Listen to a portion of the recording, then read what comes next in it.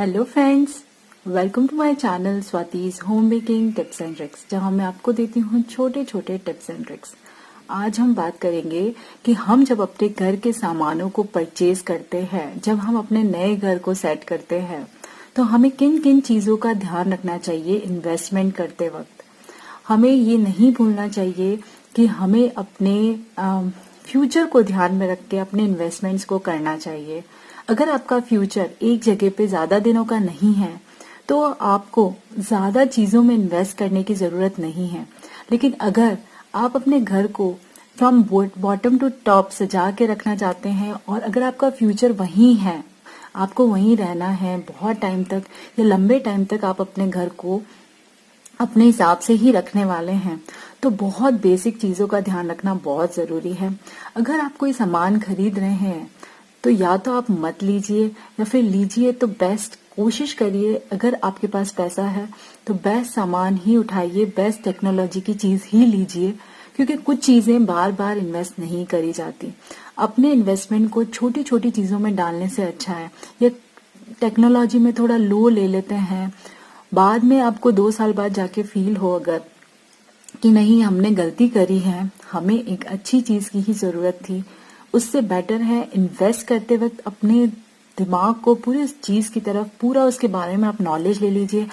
आजकल जहाँ टेक्नोलॉजी का टाइम चल रहा है, तो आपको अपने गूगल कर लेना चाहिए चीजों को, उसके बारे में डीप नॉलेज ले लेना चाहिए, उसी के बाद आपको अपनी चीज परचेज करनी चाहिए।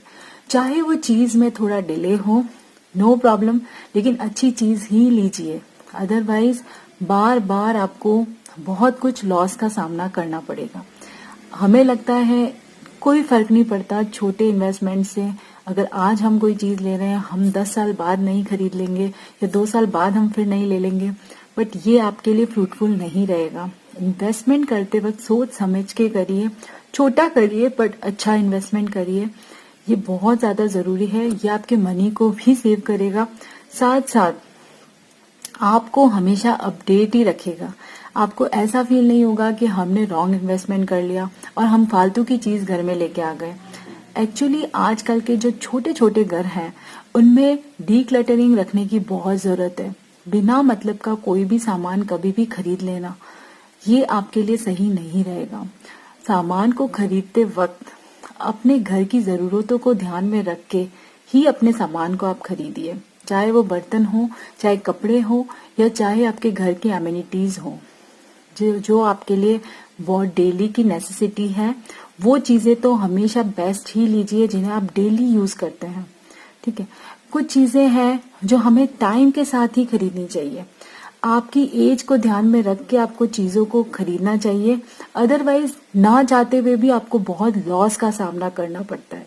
जहां आपको पता है कि अभी आपकी एज कम है, आपने अपना नया नया घर शुरू किया है, वहां बेस्ट चीज को खरीदिए।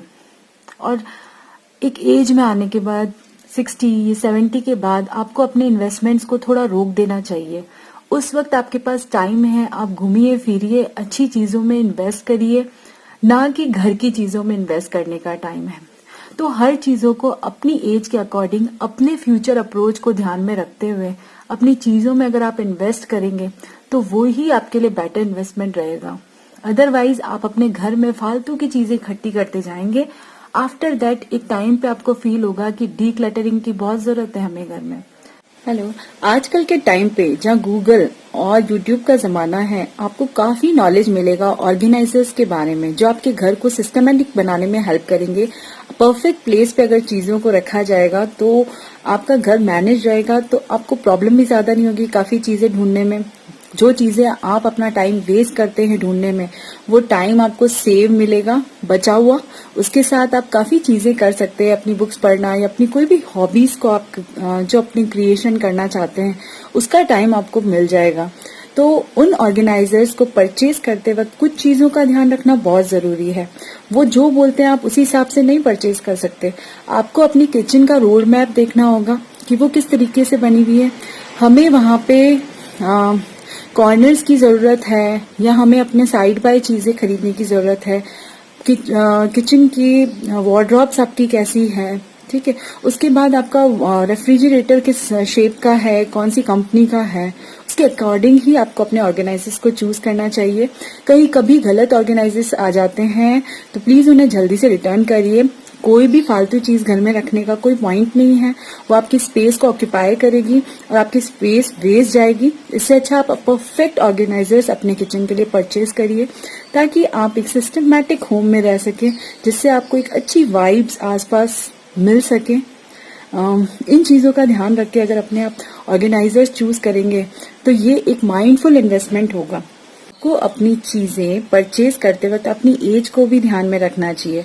जो चीजें आपकी एज के अकॉर्डिंग अगर आपको सहूलियत देती है तो आपको जरूर परचेज करनी चाहिए अपनी एज के अकॉर्डिंग, ताकि वो आपको कामों में हेल्प कर दे, आप किसी पे डिपेंड ना हो।